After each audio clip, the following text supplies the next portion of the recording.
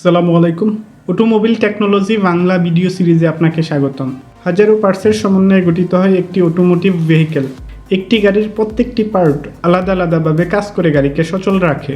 কোন পার্ট কী কাজ করে, ড্যামেজ হলে কী ধরনের সিমটম দেখা দেয় এবং এর ফলে কী কী রিস্ক থাকতে পারে, এরূপ বিষয়গুলি নিয়ে আলোচনা করা হয়ে থাকে এই ভিডিও সিরিজে। হুইল স্পিড সেন্সর, এটি গাড়ির ABS বা এন্টি লক ব্রেকিং সিস্টেমের একটি ইনপুট ডিভাইস। গাড়ির চাকার রোটেশনাল স্পিড রিড করতে হুইল স্পিড সেন্সর ব্যবহৃত হয়।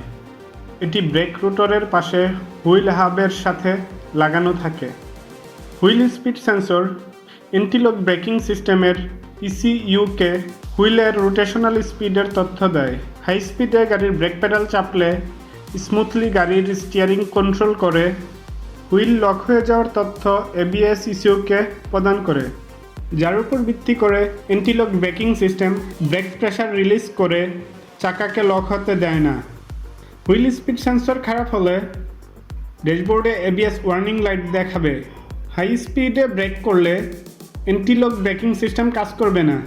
ট্রাকশন কন্ট্রোল সিস্টেম এবং vehicle stability control system fail দেখাবে এবং ব্রেক পেডাল চাপলে পালসেশন হবে।